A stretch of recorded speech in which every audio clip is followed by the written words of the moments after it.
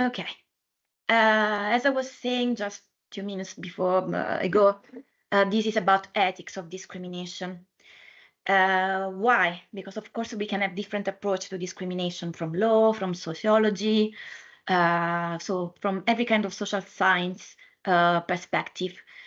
Why ethics? Because I think philosophy can give a proper lens to look at it, because discrimination can be a contested concept, meaning that there's no clear definition. So we have some intuitive idea that discrimination is morally loaded. It's something that unfairly excludes people, groups, but there's no consensus. There's no clear definition of discrimination. So my idea for this morning lecture, my idea for this morning lecture, and you can see the table of content, is focusing on the definition of discrimination and then analyzing also the different forms of discrimination. So there exists a taxonomy of discrimination. So we can have different forms, and also asking why is discrimination something wrong or something right? So also talking about the normative aspect of discrimination, not just the conceptual aspect of discrimination. And then on the second part, after maybe a break of 15 minutes, if you all agree, we can delve into and focus into the question of algorithmic discrimination, that it's something else. So in which sense we can talk about discrimination by AI, and what does it mean to be discriminated against by an algorithm? And then on intersectionality. So ethics of discrimination, as I said. The most basic question is, what is discrimination?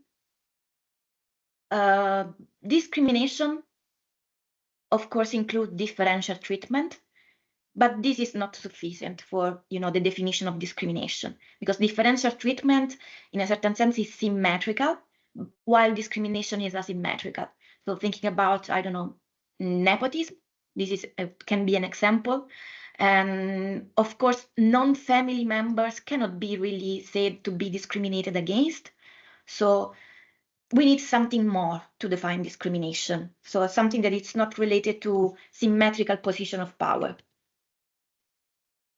Discrimination can entail disadvantaged treatment, and we have an intuitive idea about that. So involve always a disadvantage for some groups. But again, disadvantaged treatment alone is not sufficient to define the content, the meaning of discrimination, because of course you can have disadvantaged treatment that can be justified. So for example, the disadvantaged treatment of unqualified candidates for a consideration for a job, like in the case of pilots, having certain certificates, having certain skills. So disadvantaged treatment alone is not sufficient. And so discrimination, what does it entail more than disadvantaged treatment? Being a membership of a certain group.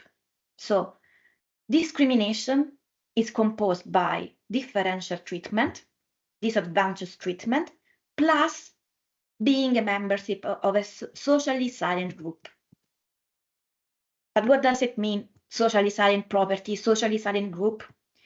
A property is socially silent if it's important to the structure of social interaction across a wide range of social contexts.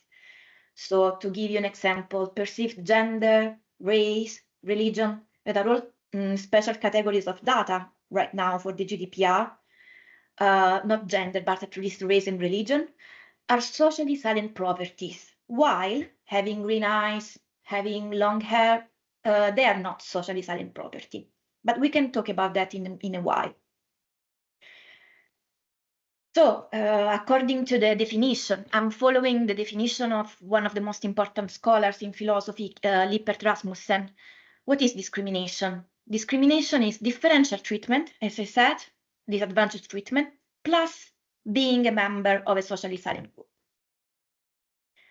And as I already told you, a group is socially silent if perceived memberships, not just actual membership of it, it's important to the structure of social interaction across a wide range of social contexts.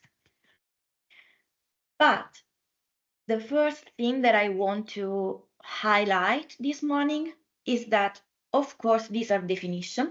Definition can be static, but context matters also in relation to defining socially silent groups.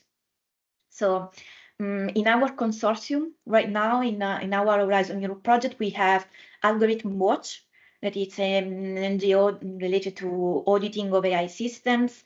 So they have a huge experience working with AI systems and underrepresented groups. And they find out, but also like a lot of studies on this kind of intersectional discrimination, they found out that Polish as a variable, so something related to ethnicity, can be descriptive in Poland, but in UK, after the referendum of 2016, or also after the economic crisis in 2008, Poland has started to perceive as a discriminatory variable. Why? Because Polish people were perceived as, a threat for economic stability, a threat that can lead to job shortages or strains on the social security framework. So the same variable, being Polish, it's strictly related in the way we interpret the variable, okay? Like discriminatory, not discriminatory, descriptive, or evaluative. As I said yesterday, something is descriptive if you give a description of fact, and evaluative of normative if you give an evaluation, a judgment on the fact. And this approach, of course, it's related to the context. So discriminatory behaviors against ethnic minorities, religious minorities are largely governed by culturally specific intergroups norms that are tied to a specific context, social context, and also a specific time. So we can say that fairness as always, and discrimination, not just fairness, but also discrimination as a counterpart, as context-sensitive social meaning that need to be always negotiated through democratic processes. So why? Because algorithms can reflect this social structure, so that must be correlated to a specific context. But as I said, this was like a very broad definition of discrimination, but we can have different types of discrimination. And that's why it's also often unclear when we talk about discrimination, because we use discrimination as a general word, but we can have a taxonomy of types of discrimination. And of course, one of the most important in philosophy is the difference between moralized and non-moralized discrimination. We have an intuitive idea that discrimination is always morally wrong, something that it's unjustified, so that needs to be justified. So every kind of policy, practice, or act that wrongfully impose a disadvantage of people or social groups is not justified. But on the other hand, we can also have a non-moralized approach to discrimination. So say that in principle, there are justified instances of discrimination. And of course, there's a very ongoing debate on why is discrimination wrong? Why is it morally wrong? So someone attacked the more morally loaded aspect of discrimination to the fact that it impacts on the rights of people. And of course, people can be perpetrators and targets of discrimination at the same time. So it's difficult to draw a line. Or also related to the fact that it can be unjust treated. So related to the equality debate. So there can be different reasons why discrimination is wrong. So I don't want to spend too much time on it, because what's interesting, it's the difference also between direct and indirect discrimination that was also touched upon Chato yesterday, and for sure will receive a focus in the next lecture by my legal colleagues. So direct discrimination, it's based on the fact that there's an intention of discriminating. So perpetrators explicitly targets and disadvantage members of a group. So using categories created socially silent attribute to discriminate against a specific social group. So when an employer explicitly target, then say, okay, we are not hiring women, we are not hiring these specific minorities. But apart from direct, the most used forms of discrimination that goes on right now is indirect. Indirect discrimination, disparate impact. And I want to read the definition because I think it's important. So indirect discrimination, as you can see from the slide, indirect discrimination, it's every kind of policy, practice, or act against a certain socially silent group, if and only if it neither explicitly targets or is intended to disadvantage members of the group, so there's no intention behind it. But nonetheless, notwithstanding there is no intention, at the end it disadvantages members of the group. So there is a disadvantage condition, and the relevant disadvantages are disproportionate. So there is also a disproportionality outcomes in indirect discrimination. An example, a company that wants hiring the 93% of men, not just because they intend to select just men, but because men fit better with how the labor market is set up. So because they're free from family life arrangement, they not have a period of caregiving responsibilities. In women's CV, there's also a gap of 9 months.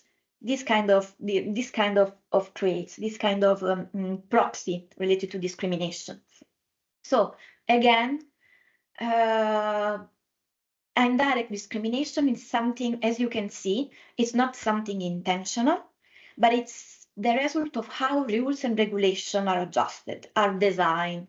To repeat a point that we also raised yesterday in the lecture, so how we design norms, rules, institution, and indirect discrimination is an expression of this arrangement.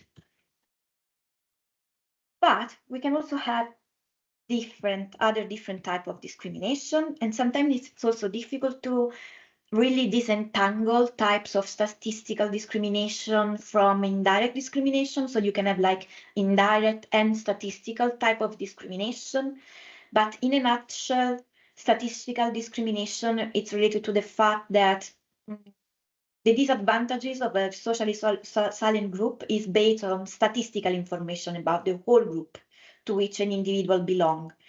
So again, a company may fail to hire a woman for why? Because there's the belief that her gender is a reliable predictor, is an indicator of her wanting to take a parental leave. This is the target. So again, it's about statistical information in the social environment in which decision-making processing take action. Non-statistically, on the other hand, it's intuitive. The definition does not derive from a generalization. So a company may fail to hire a woman for a job based on the fact that they're verbally expressing a desire to take a parental leave. Of course, this is a gender type of discrimination still, but it's not statistical as the other one. And finally, as I said before, we have different types of discrimination, and we can also have a positive type of discrimination, that it's not negative. And what does it mean, positive discrimination? Means receiving a preferential treatment in the competition for roles, position that departs from meritocratic criteria. And this measure can be employed for various reasons. Like for making the competition for roles and positions more fair, for a matter of compensation for historical disadvantages, also to counteract unfair inequalities more general, so to equalize in a certain sense background factors, so individual group membership issues, to equalize the chance for everyone to access certain position. And affirmative action or positive discrimination means really take positive step to increase the representation of minorities, of women in every kind of area, so employment, education. So just to give you an idea, when there's an enrollment in university, the decision to reserve a spot, reserve like a specific number of seats for disabled people. This is a kind of positive discrimination, and so on. So to boost your attention, Wool Club. Again, go to woolclub.com and this time use the code FINDHR3. And this is the question for you. An employer trains an algorithm to screen future applicants to avoid hiring women, and for that reason includes gender as a feature in the model. And as a result, female applicants are less likely to be hired. So the employer choice of feature can be conceived as a case of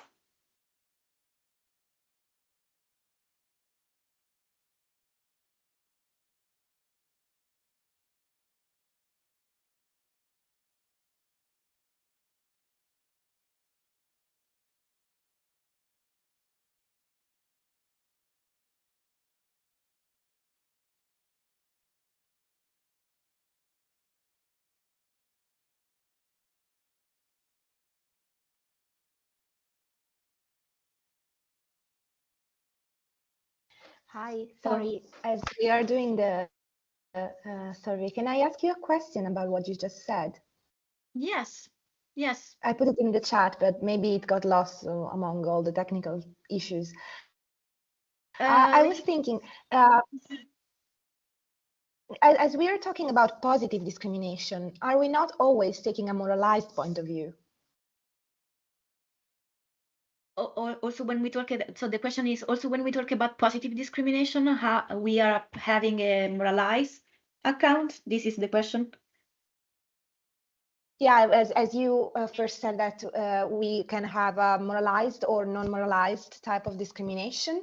Yes. Are we not mostly all the time just, you know, taking the moralized approach? Yeah. We most of the time, as I said, most of the time we always take a moralized approach to discrimination because we have the intuitive idea, again, that it's something morally loaded, you know, something evaluative about discrimination. But in every kind of concept, and it's not just related to discrimination, can be related also to like manipulation, that it's another, you know, but mainstream word for even for the AI Act and all these new policy regulatory efforts of Europe, in Europe, we can have a conceptual definition. So how to define concept, how to give a meaning to concept, and then we can have an evaluative dimension of concept, that it's something else, in which we say, okay, this is wrong, this is bad, why it's not.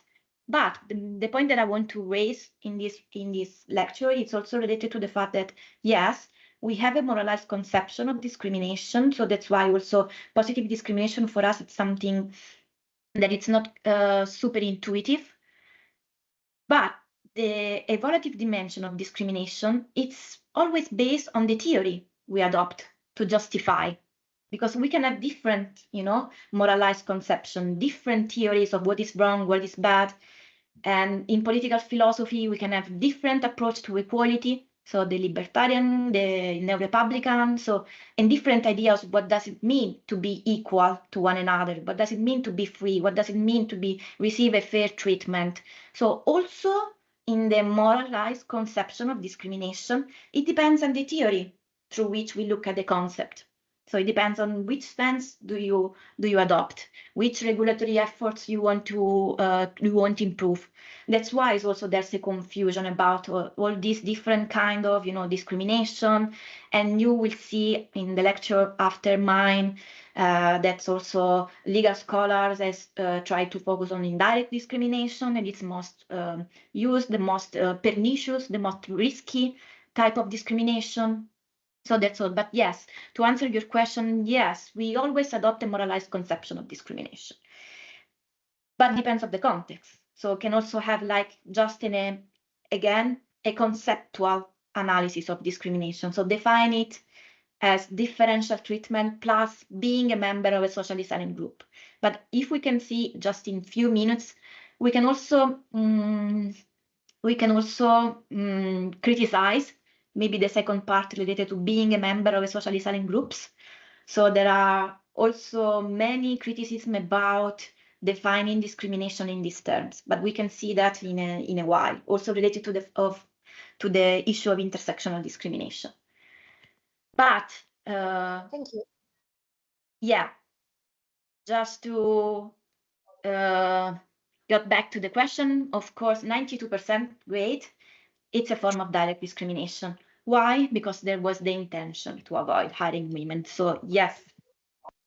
But again, having in mind this question for after, for the second part of the lecture, because again, when there is a model, when there is something like an algorithm decision making, things can get complex than this. Because it's not just the employer, but there's something intermediate between the employer and the employee. So it's not always easy to disentangle forms of direct and indirect discrimination when there is algorithmic human resource management involved. But this is a question for after.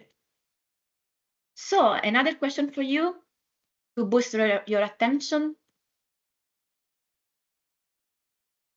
There is a greater likelihood that police officers will stop and question people of a certain race, so a certain socially silent group, because members of these groups are believed to be more likely to possess illegal drugs than members of other groups.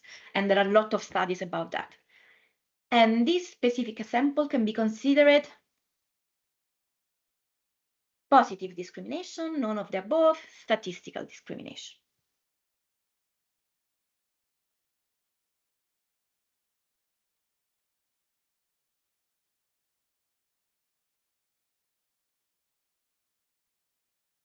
I'll give you another 30 seconds.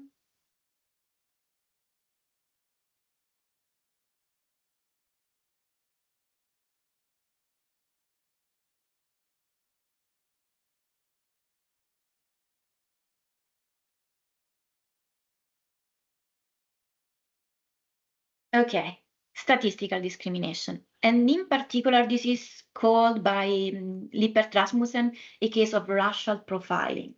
So based on the statistical information that we have about a certain group. And we can also have like, I don't know if every one of you know the case of Compass. Also Chato was discussing about this case. So also the case of Compass. So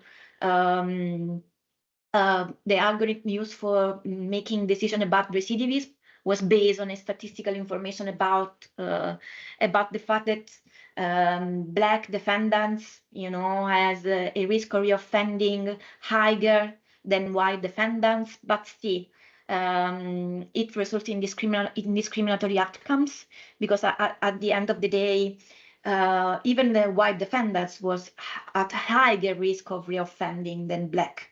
So it's related always to beliefs and that we can find in the social environment and to statistical information that we have. And another question, the identification of socially silent groups may be liable to change across time and context. This is true or false? And this is tricky, can be tricky.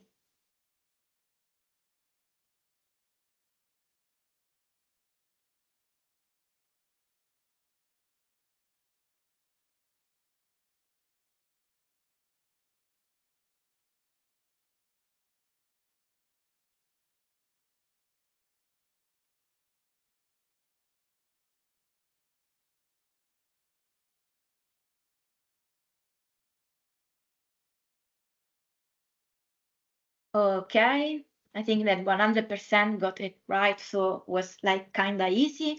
But why I said it tricky? Because in the definition of Lippert Rasmussen, of course, you say socially silent groups are related to protected attributes, so it's related to race, gender, this kind of attributes or special categories of data, we can say, adopting the GDPR lexicon.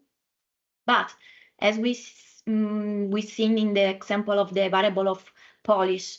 Of course, these kind of variables are related to a specific time, to a specific context. So scholars also relate the identification of socially silent groups to a specific sociological theory.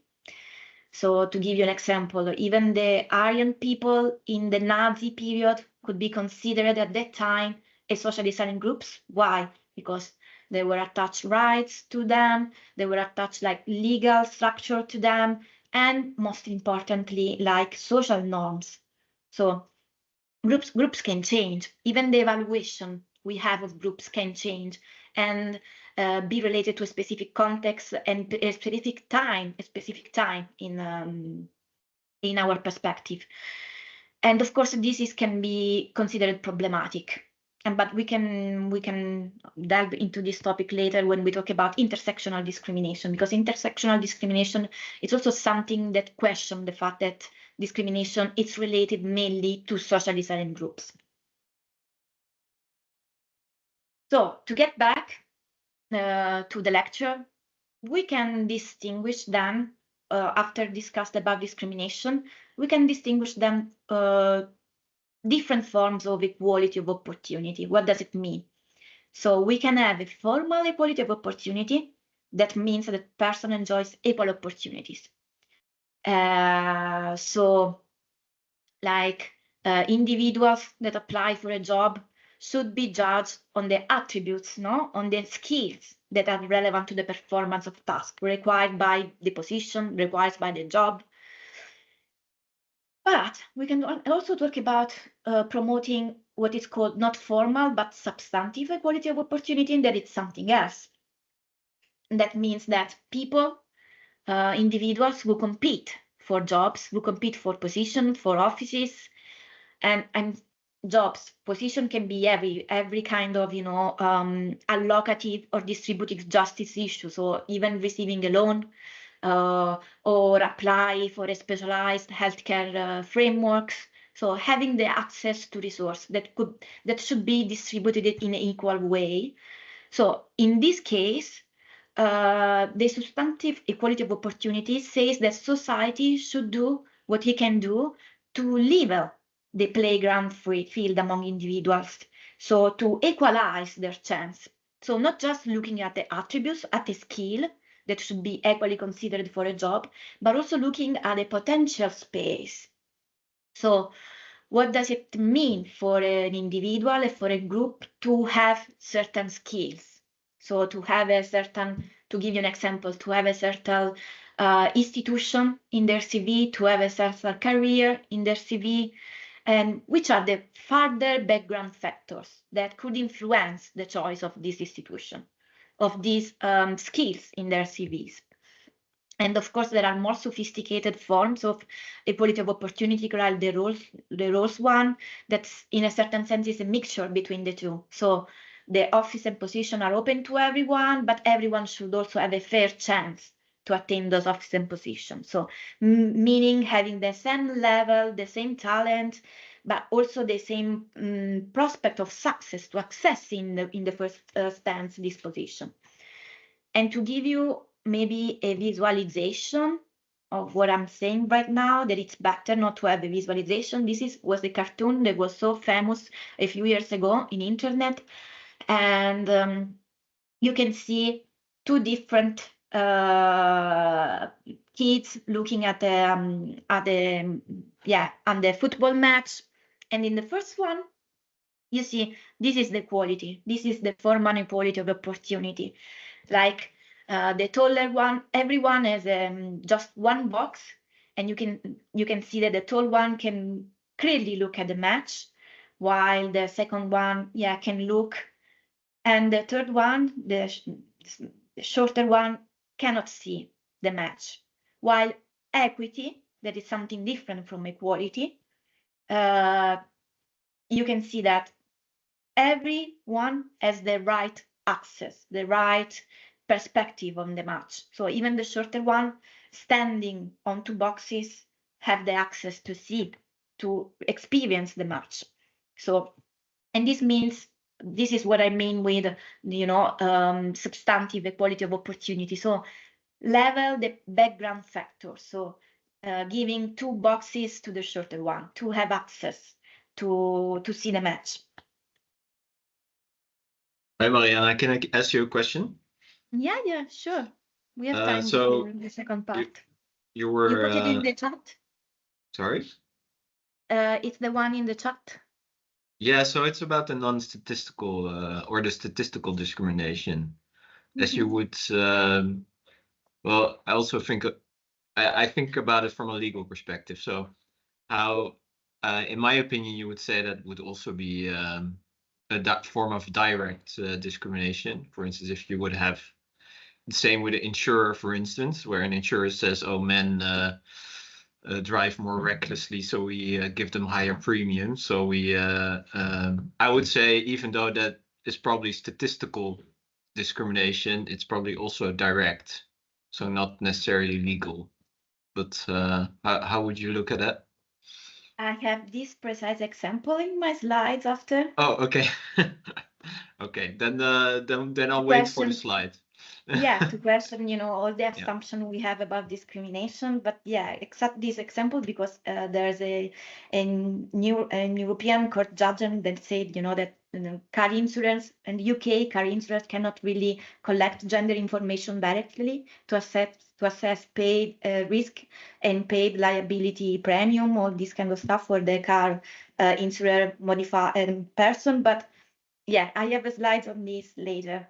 Perfect. I'll wait for that. Thank you. Yeah, because we can discuss, because yeah. I want to discuss it. It's the case of statistical discrimination again. It's a case of indirect discrimination, so it's related to the structure, you know, no intention, no anything. But yeah. And apart from this, of course, the first part of this lecture is about philosophical approach to discrimination. Yeah. And it's, and you're right, there's something slightly different from the legal approach. But then after my lecture would be, you know, the lecture by the legal scholar, and all this kind of, and even the lexicon is different. And maybe you know that, you know, in US we have like positive action, we have like disparate impact, while in Europe we have different, we have a different lexicon about this stuff. So yes, you will have also the legal perspective on that. Yeah, because what I also noticed was that intent is a factor in your definition, which from a legal perspective is it's per definition relevant for direct discrimination, but not necessarily for indirect discrimination. So from a legal perspective, but even from a philosophical one, indirect, there's no intention condition. The disproportionate and the disadvantage, yes, but no intention. But again, when okay, we can discuss that later. It's the same. But the point is, right now is also in the second part of the course, I want to focus on discrimination with AI, that it's something different and can also challenge this kind of distinction between direct and indirect. So, okay, maybe we can start. So, and we can discuss, and we can discuss later, and maybe there will be a Q&A at the end if we have time. But again, for every kind of question do you have, feel free also to send an email or asking in Moodle, asking in the chat. So we are here for every kind of question you can have. But yeah, for those of you who weren't here before, the first part of the lecture was on the definition of discrimination, the different forms, the different taxonomy, so the different types of discrimination we can have, and on the different forms of equality of opportunity, and we can assess, talking about discrimination.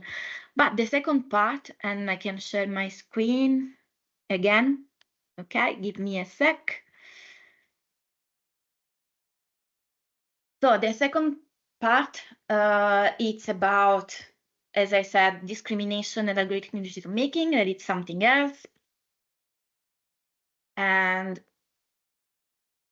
okay, of course, we can have forms of AI or algorithmic decision making, machine learning that can help reducing, detecting discrimination. And the most famous example, I have already met some yesterday. So when, you know, doctor, judges, police officers as cognitive biases like confirmation biases or framing biases, all these kind of biases. In that sense, there are studies that say that using algorithmic decision making can help detecting discrimination, reducing it, even in the healthcare systems. Or, for example, for police office, the use of AI and also large-scale data sets by police forces can reduce the racially disparate impact of pedestrian searches, so increase the effectiveness of searches, or can help also with content moderation, offensive speech detection, but we can discuss also about that. So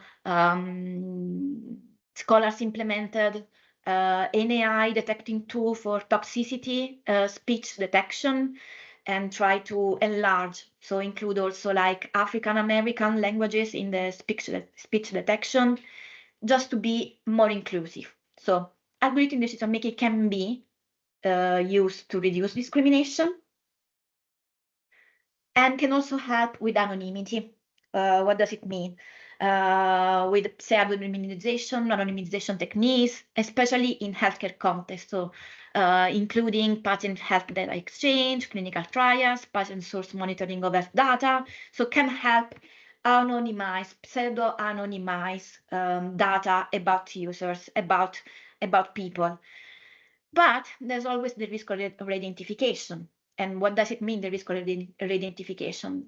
Even if we remove personal information like name, pictures, everything related to the personal information of people, there can be proxy that can lead to re-identification. But we can after go deeper into what does it mean to be a proxy, what does it mean to to have the process of re-identification. And especially for the domain of recruitment, AI can help mitigate.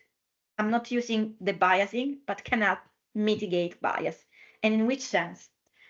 It increase recruitment quality with a series of technical tools like recruiting and staffing analytics software that mitigate unconscious bias. So data blending processes, as I said, removing names, photo, dates through CV screening systems. But again, is this considered enough to de-anonymize, to avoid the risk of identification? I'm not sure, and we can discuss about that. Or another means is the use of the coupling technique in resume screening. What does it mean, the coupling technique? So considered variables that are specific for a group, like gender, ethnicity, rather than the entire applicant pool. So like choosing a variable and measure these variables against the trend of the specific socially silent group adopted. So not just success for the entire applicant pool, but just for this specific category. So in this way, it's a way, of promoting substantive equality of opportunity, as we said, like level the playground, the background factors. So consider gender and the trend between these special categories.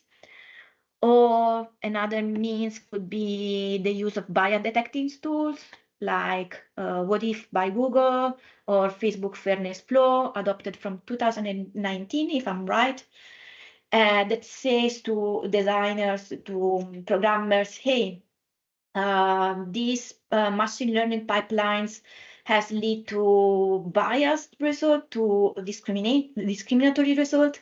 But again, sometimes most of the time, these are post-processing methods. So, and we also need to look at in and pre-processing methods to machine learning pipelines. Or last but not least, also the process of removing the gender-specific measuring word embedding to reduce presentation bias. So just to give you an example, sometimes the word, I don't know, hero or the word astronauts are more related to men than women, or again, housekeeper is related to women. So try to reduce this kind of association between variables in the pipeline of machine learning algorithms. And again, there was a famous case a few years ago reported from MIT Technology Review, and you can find it online, I think, yes, still online. And this reported analyzed how Lensa AI worked. Lensa AI is a text-to-image systems based on an open source online, an open source dataset found online. And the reporter said that it was mainly sexualized because for her images were mostly sexualized, were mostly Asian, while for men, for her colleagues that were mostly men, the image reported was like an astronaut or, like a musician, a famous musician. So again, it's based on the open source dataset founded online, and again, was based on historical biases, representational biases, how women are represented, so in sexualized pose. But you can find it online, and it's a famous case. So also the word embedding, how variables are connected. So all these features can increase, of course, recruitment quality. So it's a way of mitigate bias. But last but not least, can also increase recruitment efficiency, transactional workload.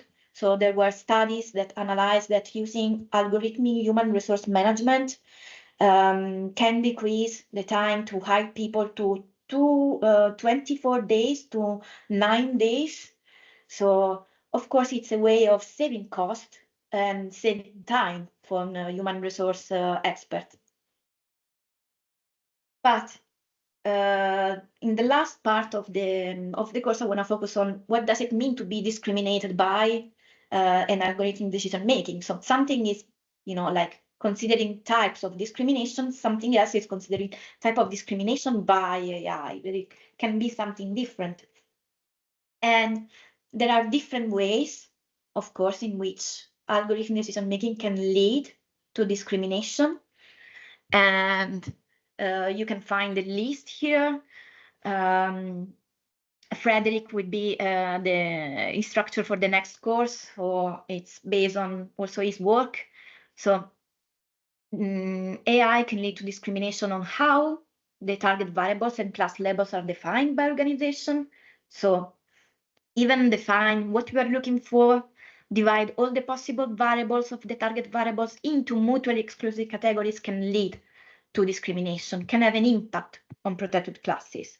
Also labeling the training data, so how AI system may be trained on biased data that represent, human decision. And we made also yesterday the example of the SIBO screening system of Amazon. So that was, and what happened? The SIBO screening system was based on, the last hiring of 10 years. And in the last 10 years, Amazon hired exclusively mostly men as software engineers than women. So that's why. And this was like a historically based training data. So that represent discriminatory human decision. And the system not just reflect those bias, can exacerbate this bias through vicious feedback loops. And in the case of Amazon, of course, there was the abandonment of the system, but we have still a lot of SIBO screening system in the market right now, more than 250. So it's an ongoing problem. But there are other ways. Also, the collection of training data can reproduce and amplify bias. The feature selection, so how we select features, category of data. And last but not least, as I said, already mentioned proxies. So some data that are included in the training set may correlate with protected characteristics. And this is what computer scientists call redundant encodings. But what does it mean? Okay, consider the example of a SIBO screening system again. And we can have proxy, for example, if an ECV, there is a gap of 9 months, maybe it's correlated to caregiving responsibility, to parental leave. So even if we remove gender in the CV, we can have a proxy that is correlated with gender. Or also consider also like other type of proxy, like related to socioeconomic status, even the hobby. If someone has an hobby like golf, can be correlated to a higher status, or even the name. Even the name of people can be correlated to a certain ethnicity. So in our project, we had like expert reports and we interviewed a lot of employee or job applicants, and they say that sometimes they decided to change their name because their name was correlated to certain background, certain religion, and this leads to discrimination. So they even decide to change or eliminate completely their first name on CVs, because it was clearly a proxy. And algorithm discrimination in recruitment. Again, as I said, there are over 250 cases of CV screening system in the market right now, and there's a growing push to adopt these systems. And maybe the most important fact is that the scholars are creating new category, new labels. So now we have like human resource 4.0, like, the industrial revolution of 4.0, that employs like big data analytics for the management of employers. Or we can discuss about not just human resource management, but what has been called as algorithmic human resource management. So the employment of this kind of system for what? For basically automating decision or also augmenting decision. And it's something else. So trying to reduce the human in the loop factors when we make decision about recruitment. But of course, the recruitment pipeline is large and we have different stage, okay?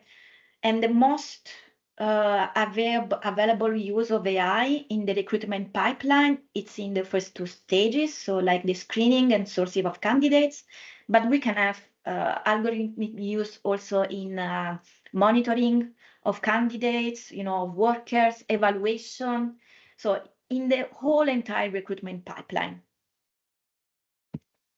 And of course, the AI Act, as we also have seen yesterday, and we will see in the next lectures, AI-driven systems that are used for recruitment, evaluation of workers, decision on contractual relationship like promotion, termination, even task allocation, monitoring of the performance and behaviors. We can have also like tracking system that track, the social interaction of workers, that track even sleep habits of workers. So like they can also invade in a certain sense, like the work and private life of workers. All these systems as defined as high risk. Why? Because they may appreciably impact future career prospects and livelihoods of those persons, and can also amplify discriminatory patterns. So the Amazon recruitment process was one of the examples that I gave, and it's based on training data. But there are different ways in which discrimination, as we already saw, there are different ways in which discrimination can happen in recruitment. And now you have a book club just to boost your attention about what I've said.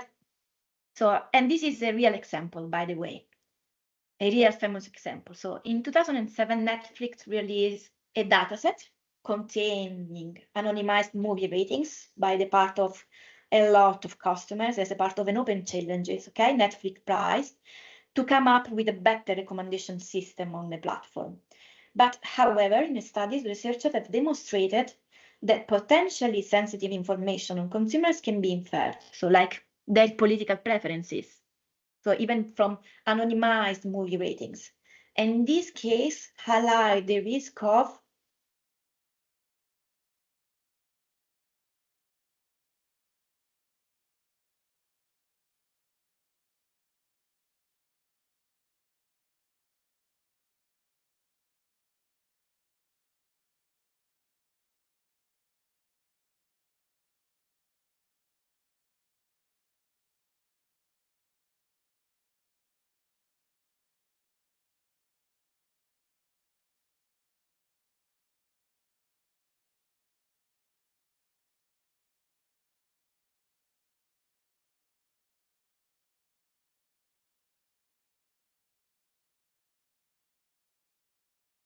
Okay, just one more for 50. Yeah.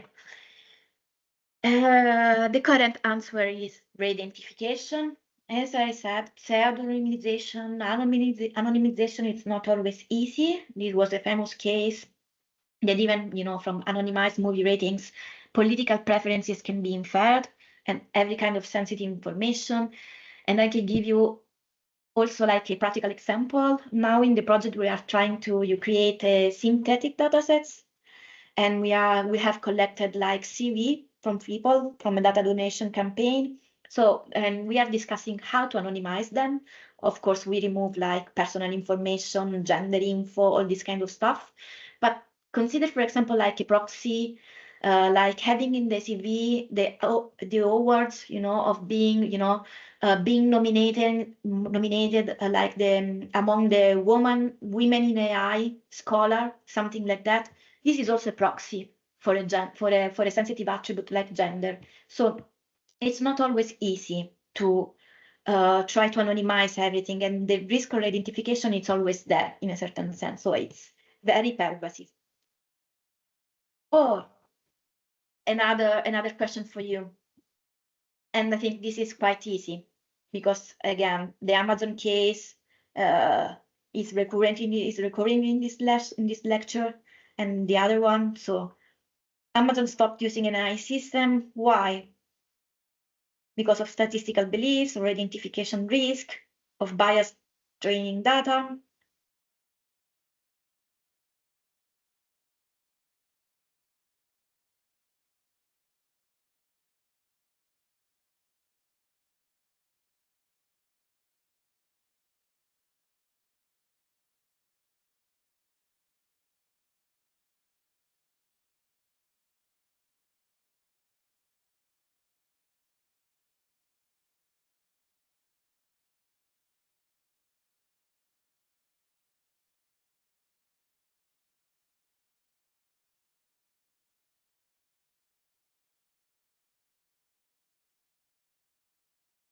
Okay. Biased training data is the correct answer, but I wanna focus on why maybe few people has replied with statistical beliefs. Again, in this case, it's biased training data because, of course, the algorithm was trained on the last 10 years hiring strategy of the company. So it's based on that. But again, could be considered also a case, maybe a case of statistical beliefs because like we associate with software engineer, with CEO, the image of mostly men than women. So yes, that's why maybe the 2% of statistical beliefs. It's also based on the kind of information we have in the data sets. But algorithmic fairness. So the point that algorithms can unjustified perform better on some groups than others, and some groups can be underrepresented in datasets, as in the case of the Amazon CV screening system. This can lead to talking about algorithmic discrimination and, on the opposite, algorithmic fairness. And the central aim in algorithmic fairness research in machine learning is to uncover and rectify unjustified performance disparities with respect to silent groups. So again, scholars defining fairness related to a specific definition of socially silent groups, as we saw in the case of the definition of discrimination. But what I wanna focus on in this last part is analyzing how discrimination in the context of algorithm decision making might bring about important insight into the ethics of discrimination more generally. So it can challenge some of the assumptions of the ethics of discrimination. So to give you a concrete example, forms of discrimination, as we have seen, or forms of fairness are considered relevant or problematic when they concern socially silent groups. However, also discrimination against non-socially silent groups may become more widespread, affecting a greater number of individuals, life domains. So For example, these scholars talk about the example of the future algorithm.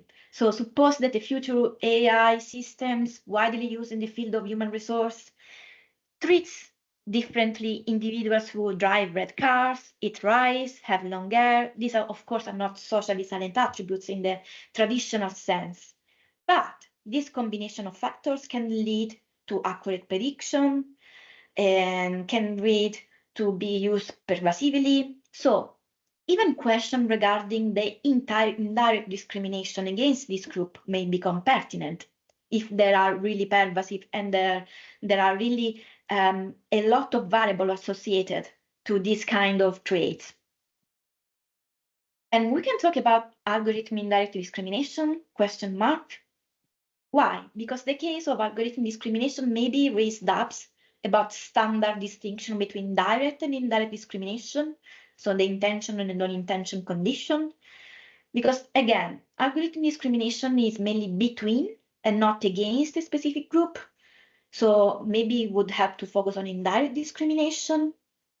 And the point is that algorithm discrimination can employ hundreds, thousands, millions of variables that correlates with target properties and group membership.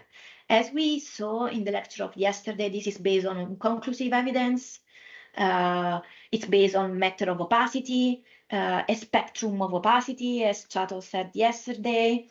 So, and correlation can exist without developers or users being aware of them. So these results may be systematic difference in outcomes across groups, not just mainly against one group. When does this amount to indirect discrimination? And now I want, to make the example of the car insurers in UK. So there is a court judgment of Europe that says, that car insurers cannot employ gender as a variable to assess paid and premiums risk liabilities for their consumers. So they cannot really collect and use gender information. But what do they do in UK? And there's a studies that highlighted that UK insurers use like different type of information, like if the insurers have modified in the past the cars, or also the information about the brand and type of cars. So based on this information, the result was that men still pay on average higher premiums than women. But in this example, again, we can say that all this kind of discrimination is also based on a cultural assumption that we made about men. So that men are maybe most prone to risk than women. And can we talk about indirect discrimination in this case, statistical discrimination in this case? Of course, it's a matter of proxy, because we are using proxy that correlate with the gender, but it's also an example that highlight how discrimination is based on deeply cultural assumption, on social imaginary about the way people implement social norms in environment. And of course, with algorithms, this became more pervasive, became more automated, and became like not just a reflection of biases, but also, as we see, like between groups. So it's like really something related to the exacerbation of bias in society. And in the last part, I want to focus on intersectionality. Why? Because this is a way to question the fact that discrimination is mainly related to the identification of socially silent groups. Of course, we have the underrepresentation of women, disabled people in social institutions. The term was coined by Kimberly Crenshaw and has become the key analytic framework through which feminist scholars in various fields talk about the complex, cumulative way in which the effects of multiple forms of discrimination, so racism, sexism, classism, can combine, overlap, intersect, especially in the experience of marginalized individual groups. So intersectionality is a way of talking about interlocking system of power and oppression. And this is the synergistic nature of intersectionality. And scholars talk about this case, the legal case of, Black women that were the most recent entry to a company and that were made redundant first, while white women or Black men escaped redundancy in the business, in the company. So the Black women in that case could not claim that they had been less favorably treated, discriminated on ground of gender alone, race alone. It was because they're both Black and female that they were discriminated against. So intersectional discrimination is synergistic. And this is an old case, the most cited, but we can also talk about recent case and in the European landscape. So, for example, in 2016, we have this European Court of Justice case, and you can search it online if you want. It's called Paris versus Trinity Double College. And what happened in that case? Paris, was more than 60 men married with a partner of the same sex. And he claimed that he wanted to transfer his pension scheme after his death to his partners. And in that case, the court said that there was no case of intersectional discrimination. But again, it was, because it was not related to just gender, gender alone, but also to age, because he entered into the same civil partnership after he was 60. But why? Because the same sex gender civil partnership was made allowed just after 2011, if I'm not wrong. So he was already 60 at the time. So for people born before a certain date was not possible to claim for this, transferal of pension scheme to the partner. So, in this case, it's clearly a case of intersectional discrimination, because it's not based just on gender alone, but also on age. But again, the European Court of Justice in that case said, no, there's no case of intersectional discrimination. So there is maybe a gap at the European level of intersectionality, but of course the lecture after mine would explain maybe better. But in the European landscape, we have like an equality agenda that is slowly promoted. So like we have like the gender equality plan, the LGBTQ plan 2025, in which the European Commission and European Parliament clearly address case of intersectional discrimination and use words and lexicon like additional condition of vulnerability, or increased heightened vulnerability. So there is a growing concern about vulnerabilities not related to the identification of static social groups in society, but to the identification of social group according to context and according to dynamics in society. And what I want to say to intersectionality, so you can see on the right the onion metaphor of intersectionality. And the onion metaphor shows how individuals tend to be seen based on their visible identity markers. The one can be found in the uttermost layer, so like that it's shaped by power, social structure, attitudes, so social relation. But of course, individuals can intersect with one another. So individuals possess multiple identities simultaneously. So group membership, also individuals can be embedded with multiple group membership simultaneously. So they belong to all groups at particular times. So it's not always easy to disentangle all these kind of intersecting identities, social identities. So you can have like axis of privilege, of axis of discrimination in the way you want to see at the problem exclusion inclusion. So a potential blind spot. So you can have like male, native speaker, formally educated, or heterosexual, European heritage, so not like migrants. So you can have all these types of potential blind spots. And another book club for you to boost your attention. And this was reported by the European Parliament, by the way. So after the pandemic, EU-wide data shows that young women aged 18-35 were most likely to lose their job compared to what? To young men. And men aged 35-49 were the least likely to lose their job compared to the women in the same age group. And this can be considered an example of how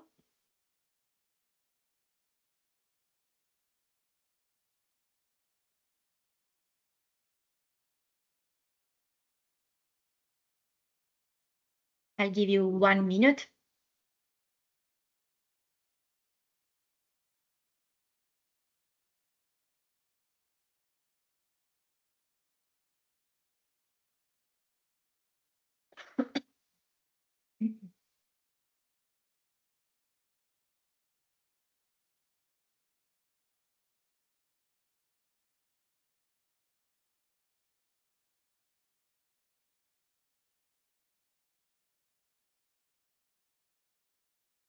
Okay. I think it's time, yeah, to whoop. 98, yeah. This is clearly a case of intersectional discrimination because it's not just the gender, but also the age.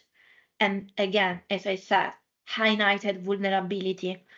Even in the European landscape, policy, regulatory efforts are trying to say that vulnerability is complex, so there can be additional condition of vulnerability. So trying to see how discrimination can be synergistic.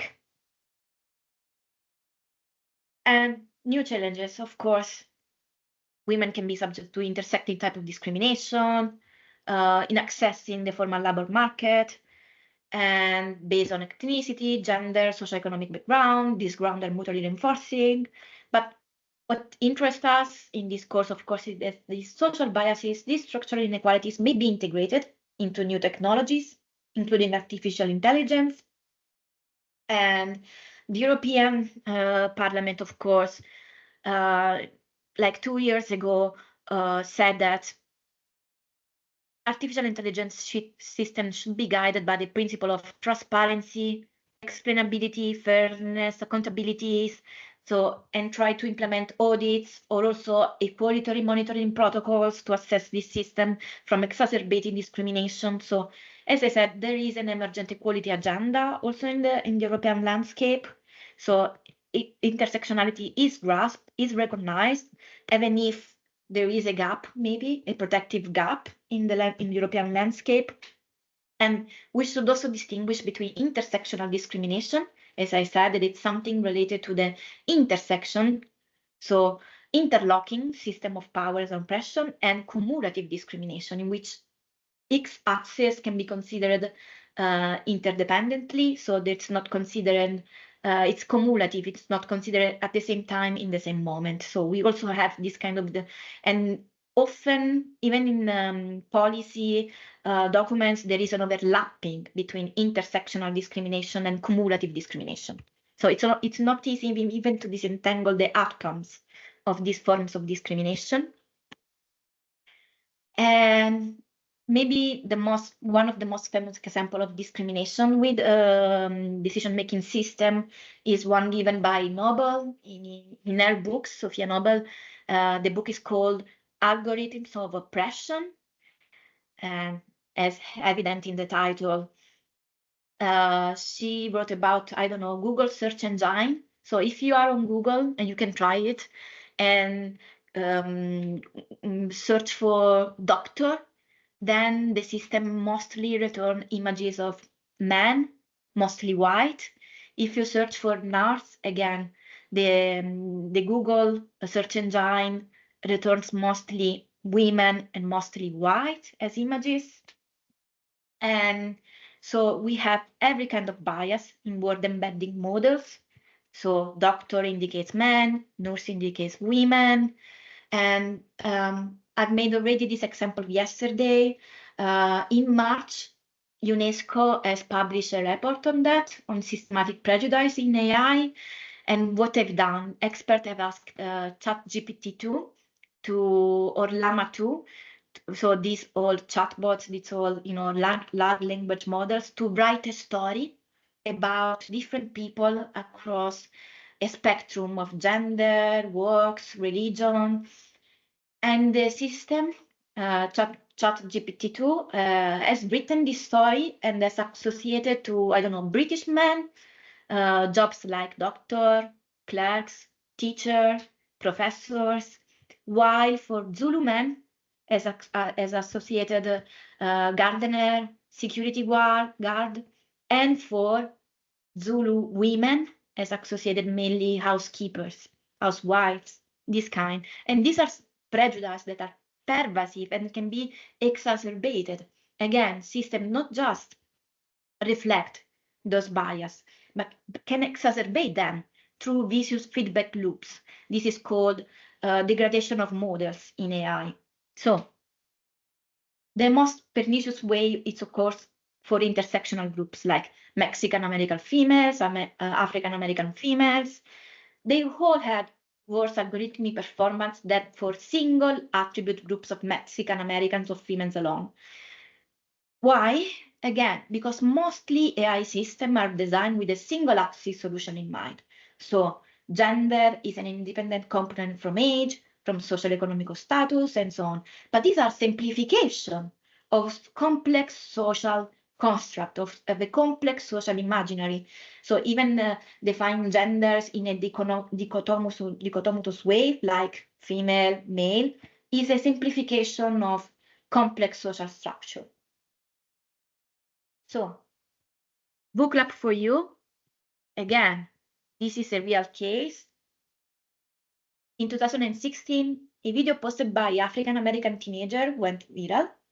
And in the video, he showed his Google Images search on the keywords 3 black teenagers, 3 white teenagers.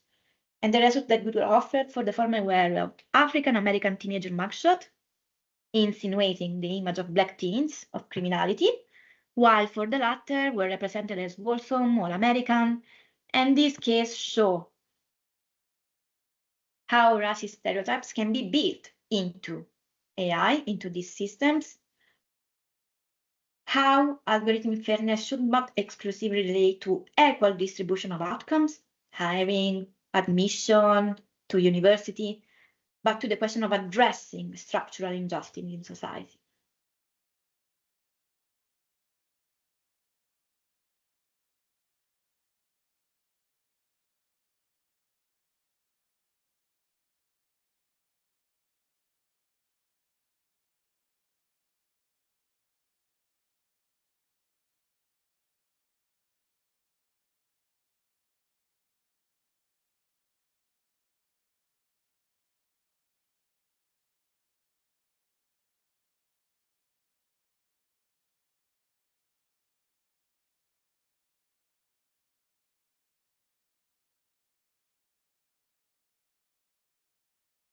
Okay, 57, 81.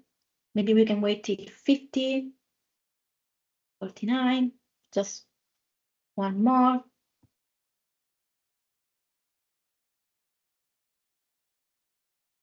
But yeah, this was tricky because it's both. And why it's both?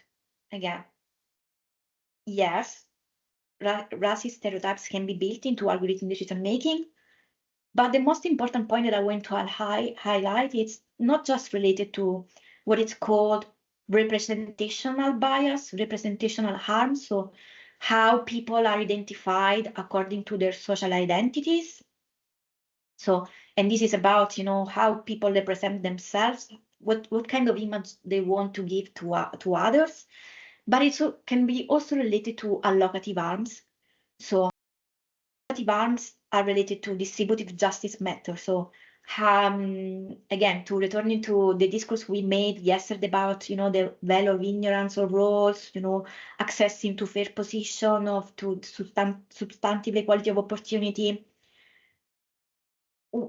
Having a certain image of people can also impact on the possibility they have to access positions. So having misrepresentation of underrepresentation of groups can impact on the way the access works. So a recent case search job platforms online, use mostly chairman as, you know, like as word embeddings for job posting.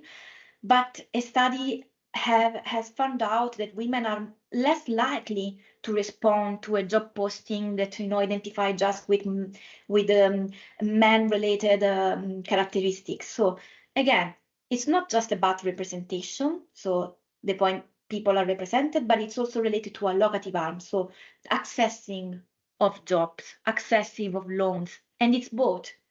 Can be allocative arms and also representational arms. And we should address both in our discourse on arms with AI. So a takeaway message for this part of the course is, of course, there are different types of discrimination, and most importantly, analyzing discrimination in the context of algorithm decision-making may bring about important insight into the ethics of discrimination more generally, in the sense that it can challenge, you know, definition of discrimination based exclusively on identification of socially silent groups. So we can have more nuanced way of defining socially silent groups. Discrimination is context sensitive, cannot neglect cross-cultural perspective again. So in the case of the Polish variable, again, always look at the context and the time. And algorithm decision making, of course, it's a question again of designing, developing, regulating. Algorithmic fairness and intersectionality also reveals the synergistic nature of discrimination.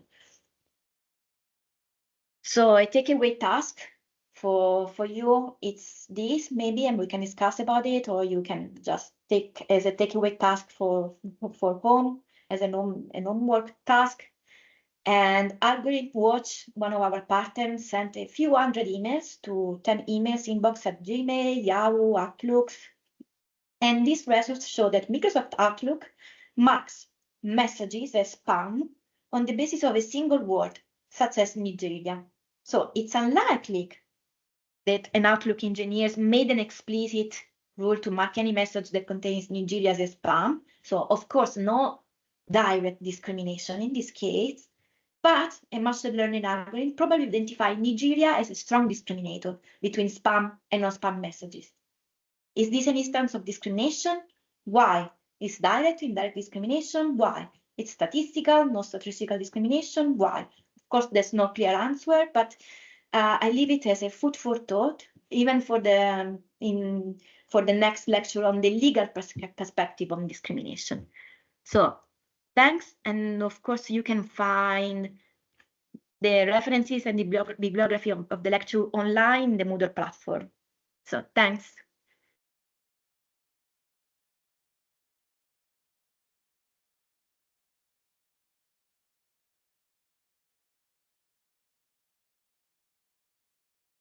I see a question in the chat. I found for the latter. No, the report was just about ChatGPT-2 and Llama 2. And I can copy paste, if you're interested, I can copy paste the link to the UNESCO report of March, if you're interested. There are several examples, and there are other papers on this recent case, like, you know, ChatGPT-4, Llama 3. So there are other articles. It's not related to the UNESCO example that I've made. But I can copy paste during the break the link to the report if you are interested. And the report just said, you know, that we can have, as I said, representational arms. So stereotyping, underrepresentation, all these examples that I've made. So representational arms, but this representational arm can cause allocative arms. So having less access to resources, to job position, and so on. There are the questions, Marianna, and a question from Guglielmo.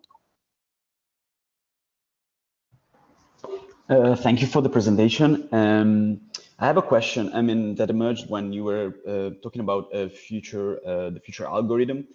I'm wondering, are there cases of new socially salient group that emerged from outcomes of algorithm.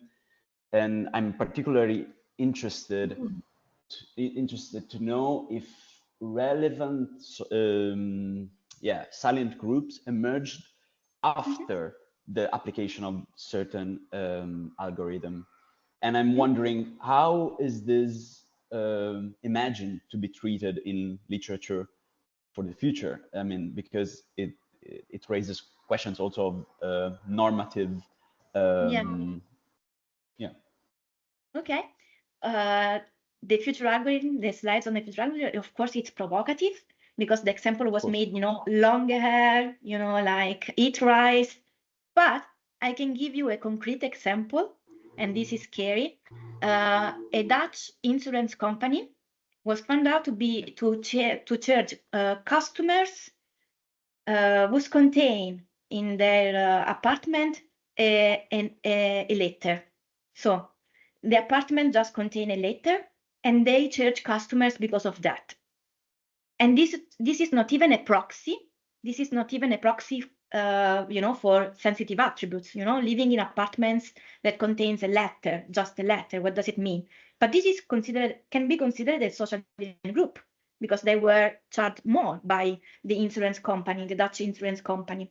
So we can have, the point with algorithmic discrimination is that we can also have proxy that are outside non-discrimination law, that are outside.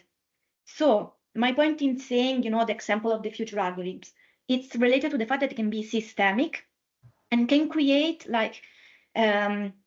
not just intersectional discrimination, so when groups overlaps, but new kind of groups.